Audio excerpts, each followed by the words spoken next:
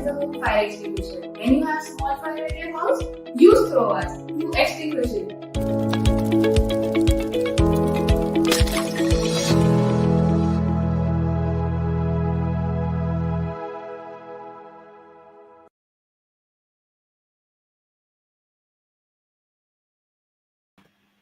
Hello and welcome to the Outside View presented by Throwers. Well, day three of the Commonwealth Games and the cricketing action was all about sheer dominance from the sides.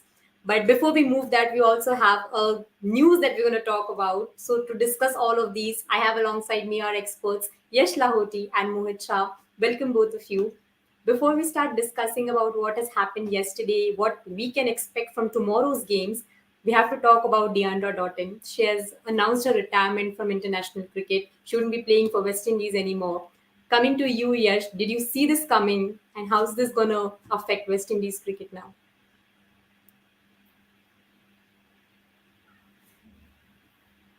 Yash, I guess you were on mute. You can start. Yeah. Yeah, sorry.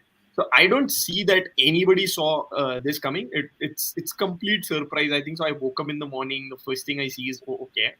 I read a tweet from Doughton, and there is a full letter that she's written to Cricket West Indies saying that I don't feel that the team environment is conducive enough for me to continue playing for the team. I am ready to play around domestic cricket around the world. So she's not saying so in the at least in the mail that she's put out.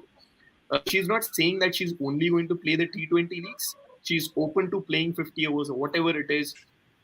She recently played for one of the counties in England. So she's ready to do all of that. She's ready to play around the world. She's not willing to continue playing for the West Indies senior team.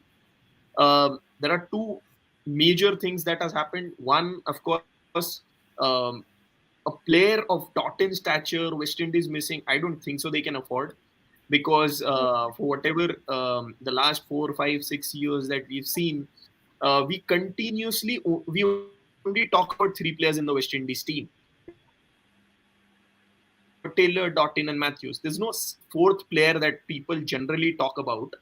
Of course, there is Connell, there is Selman, there is Anisa Mohammed. There are a lot of players, but at the same time, these are three players on which the West Indies cricket team revolves.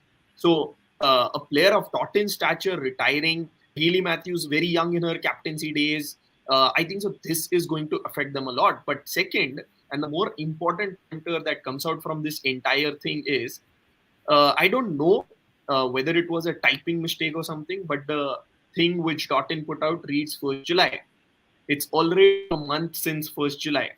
So is it that the mail which Doughton put out today was sent to Cricket West Indies a month back, and they haven't responded? Whatever has happened, that's why she's put this out today, or there is some or the other reason that's here, because we've already seen that Cricket West Indies has had its fair share of issues with the men's players, but that was way back. So I'm not sure what has happened. Is it because of the captaincy change? Is it what exactly was the burning point that Doughton decided to retire? It's going to affect Cricket West Indies a lot. They were trying, okay, now we will aim to make a good side. They've got a good coach for a year or two now. But this has come as a big shocking news. I think so retirements are just coming up this year, so this is troublesome. Certainly, we aren't quite ready to listen to all of these, and we're going to miss the trio of Hayley Matthews, Stephanie Taylor, and Deandra Doughton playing for West Indies. But now let's get to talking about what happened yesterday in the cricketing action in the Commonwealth Games and what we can expect from tomorrow's matches. Starting from the India-Pakistan game, we were all excited. We were pumped up. Of course, the rain had its say. The game was reduced to 18 overs per side. But Sneh Rana, she was included in the 11 in the last game, and she picked up 2 important wickets there. We've seen her do this for India quite often now. She turning things around for India, and she's turned out to be that precious gem for India, hasn't she, Mohit? Yeah, she definitely has. And she always provides those key breakthroughs. Because if we look at yesterday's match, Pakistan lost Iram Javed very early, but they were in a good position when Sneh Rana was introduced into the attack. Bisma Maruf and Munib Ali had just brought up their 50-run stand, and their run rate for a change also was above runner ball at that stage. So that was the stage when they were looking to step their foot on the accelerator, but then they lost both those players in 1 over. And when you lose two set batters in 1 over, and including one dynamic batter like Munib Ali, it like sets the team back really badly. And then after that, they never really recovered from it. And that was also thanks to Sneh Rana, because she bowled her 4 overs for just 15 runs, took those two important wickets. And yeah, I think she only gave away one boundary. So that just completely took the life out of Pakistan's innings, because they had made a bright start. Both those players were looking in good touch. Like Bisma wasn't hitting boundaries, but she was rotating the strike well. And they were like really good balls to get wickets of both the players. It was not like they threw their wickets away or anything. She deceived Muniba in the flight, and with Bisma there was good variation. Like, and the good thing about Sneh Rana is she not just varies her line and length, but she also varies her pace. Like yesterday, we saw one ball was at 85, one was at 75, one would be outside the off stump, one would be on middle stump. So it's not at all easy for batters to adjust to a bowler who has so many variations in line as well as pace, also with good control. And what we've also seen with her is she's equally good bowling over the wicket or around the wicket. Like when Deepti Sharma was bowling to the two left-handers, she was only bowling over the wicket, which is kind of a defensive line, because you can't really dismiss the batter LBW when you're bowling over the wicket. But Sneh Rana immediately came into the attack, bowled around the wicket, attacked the stumps, then challenged the outside edge as well. So I think Sneh Rana was one of the two big points of difference in yesterday's match from an Indian perspective. Mohit, but why Surely, and the isn't other point. Sneh Rana, an automatic choice in the 11? Yeah, like at least in out of the 15 players that India have picked, I would always place Sneh Rana. We would like when we did the preview before the tournament. Also, we said that she in fact can be a solution to India's finishing woes as well, because her career T20I strike rate at number 7, number 8 is really good. And India has struggled in the middle overs to pick wickets in T20Is. We saw it in the match against Australia as well.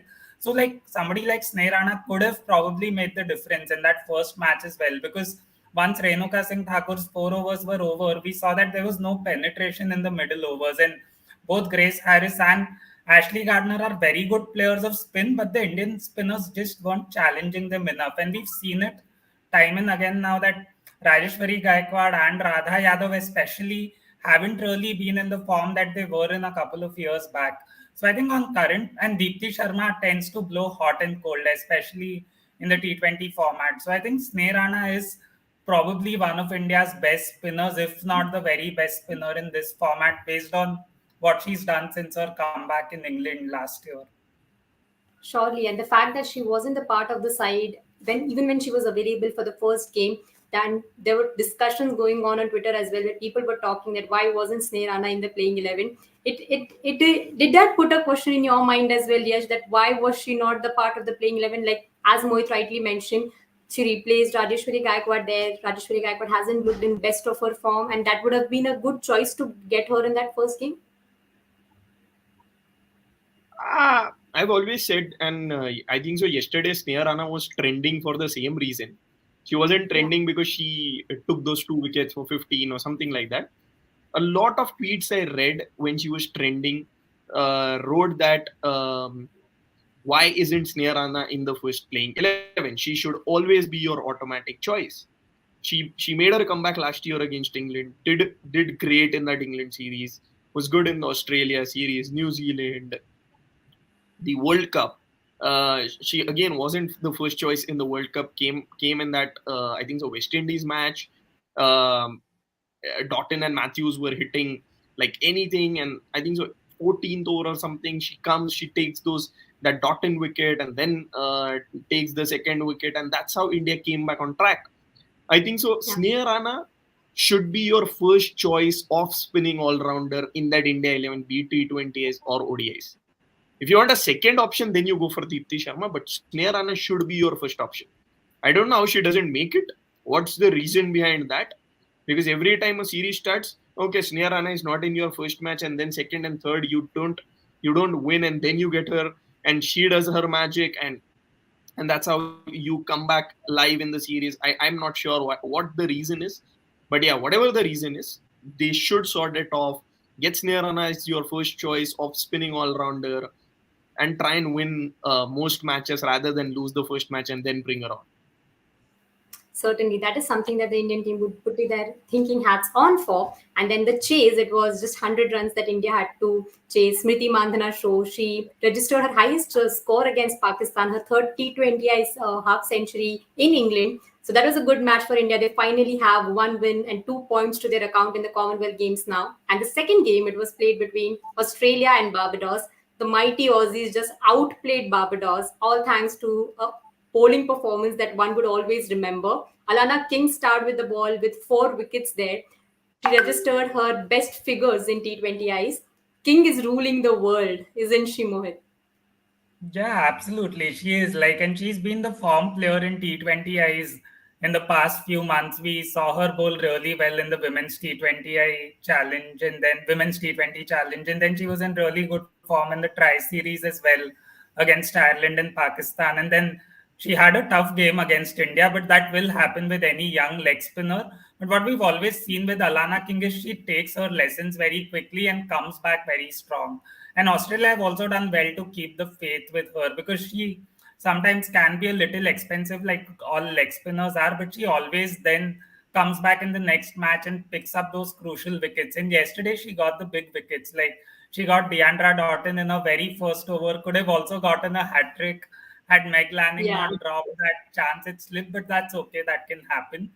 But I think she's bowled really well, and it's just been a year since she's less than a year since she's come into international cricket. But she's already not just the best leg spinner in world cricket, but one of the 2 or 3 top spinners in world cricket. So I think the kind of growth that has been there in her game has been immense. And she's one of those players who, from the time she came into international cricket, always seemed ready and good enough. A lot of people need to find their feet at the international level, even Australian players like Talia Magra had to go back to the domestic circuit, work on a game, and come back. But Alana King has just seemed ready from the first time she stepped onto the field for Australia. And I think, again, she's not somebody who turns the ball a lot, but those subtle variations are really hard to pick. She has a very good googly, and the pace at which she bowls, it's not easy to get after her or step down and hit over the top. So I think because of the pace at which she bowls, and also she has very good control for a leg spinner. She doesn't really give you any freebies. So I think Alan, and now with it, all the matches being played at just one venue and there being more and more spin as we go further into the tournament, I think Alana King will be really key and might just end up being the top wicket taker in this tournament. Well, you already have a prediction there from Mohit. And as we know that she missed out on that hat trick, Alana King, because McLaren dropped that cat, but McLaren did come with the bat to make up for it. And Australia, it was an easy chase for them, just 65 runs.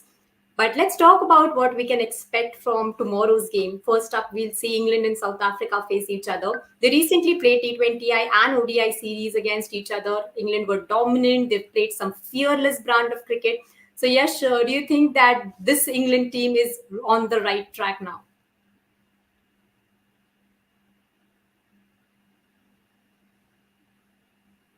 I guess there's some network issue. The England team is, of course, on the right track. Like, there's thoughts that I have with the England team. They just seem to be. I don't know what's going to happen between that Australia England game because both are that much now aggressive. This that England South Africa, the series that just happened, it was totally one sided. There was like you cannot even give marks to South Africa there because they were that bad. We were not able to say this 4 months back, and today the situation is uh, mightily changed. But I think so. I just hope that the South African team has learned something from that series, and if that first game against New Zealand is anything to go by, if they make some changes, if they put Pulwat at the top, if they do those tricky changes that are possible there, and of course chase, then they have a slight chance. But yeah, batting first, this England side is going to kill them out. Of course. And we of course say that cricket is a very funny game. Though the formats are different, ODIs, the World Cup was ODIs. We are now witnessing the T20I format, but South Africa were finding ways to win games in the ODI World Cup. Now they are kind of been struggling. Yash, of course, mentioned for us that there have been certain learnings for them from the England series. But if you have to put those learnings for us, Mohit, what are the things that they should keep in mind come the game against England tomorrow?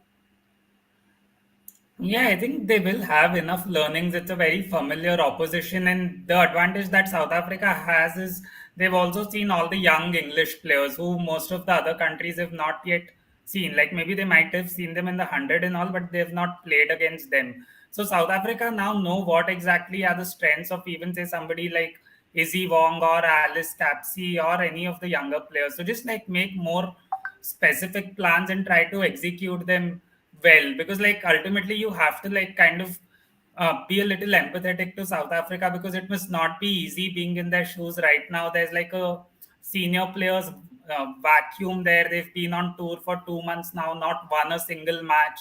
So maybe it's very challenging. Like if you are trying hard every single day, they obviously are practicing, they are giving their best, but the results just aren't coming. So in such situations, you can only control the smaller things, like be just give your best in the field. Like yesterday we saw that with India. Like India were very good in the field. Like Renuka Singh Thakur made that crucial stop. It almost resulted in a run out opportunity against Muniba Ali. So I think like if you just get those small things right, you never know what can happen. Like a couple of runouts can change the course of a match or even a series, or one really good catch in the field can completely change the energy around the group.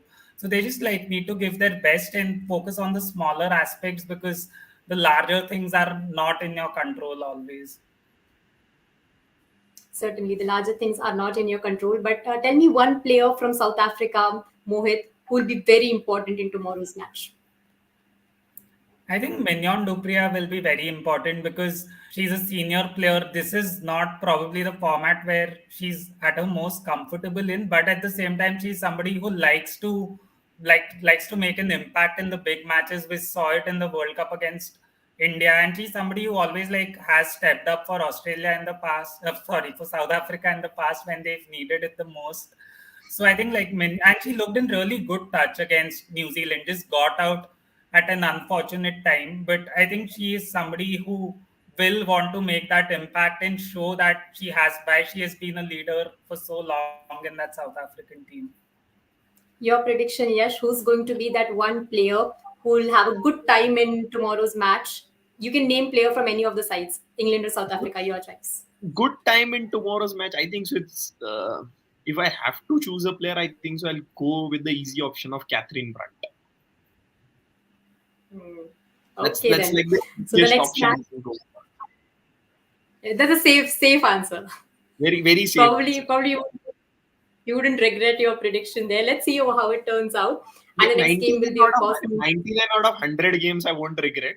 Yeah. But for South Africa, I hope that 100th game is tomorrow.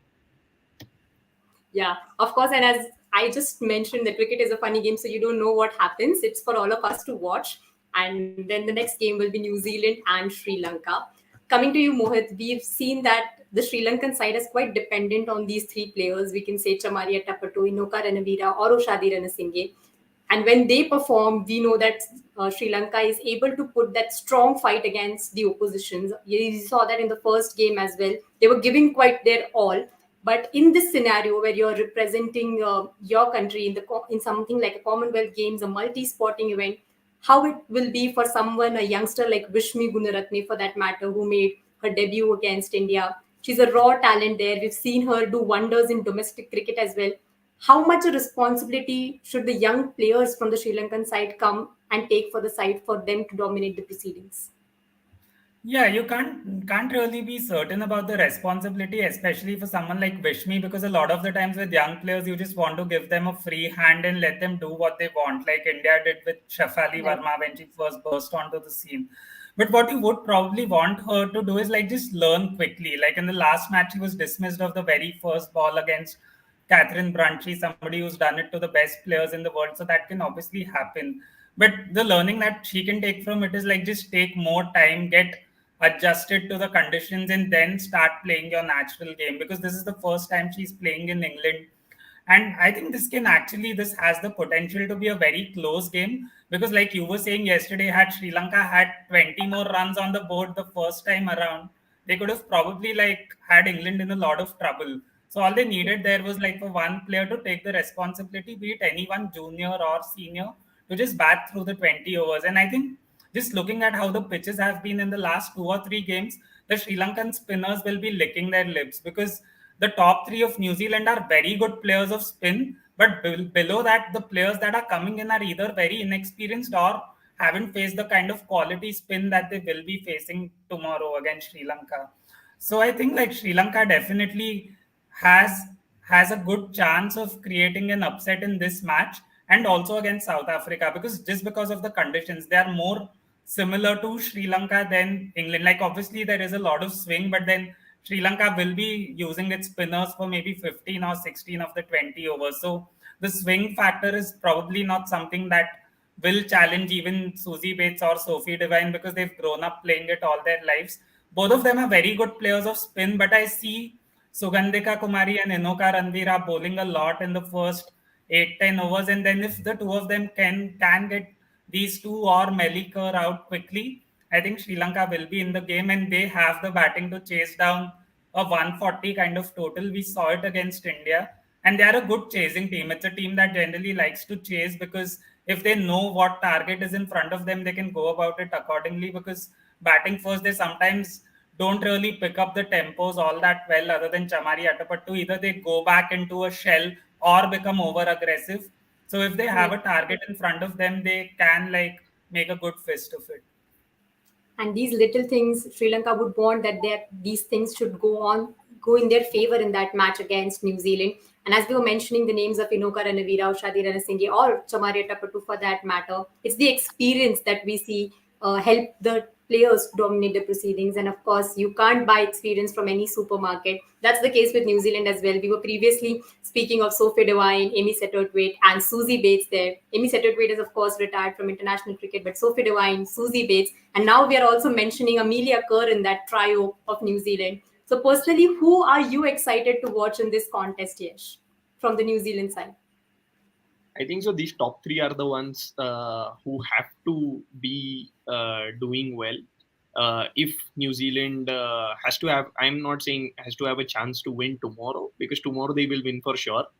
But if they have to have a chance to earn any of those three medals, then this top three have to play in every match. It's impossible that New Zealand can win against Australia or India or England's of the world without this top three performing. Yes, Mohit mentioned that they play spin well, but end of the day, these are the three that need to do it well. Because if you see after four, let's even include Maddie Green, but after that, it's a very inexperienced team. So they will need these top three to perform well, especially Amelia Kerr. Your Sophie Devine is doing well, Susie Bates is doing well.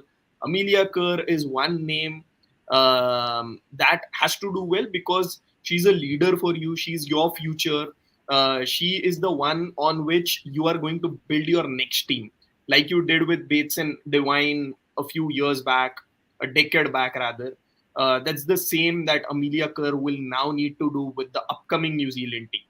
Most likely going to be the next captain of New Zealand. So yeah, you need to see that Amelia Kerr does well, and she has the right team whenever Devine or Bates and the others retire, that Kerr is the one who's going to lead all this new set of youngsters for New Zealand. An Amelia Kerr special. We'll be all hoping to see that in tomorrow's match, of course. But Yash has mentioned that it's going to be a win for New Zealand. Do you agree with that, or you have any different views, or you think Sri Lanka is going to create some surprise there, Mohit?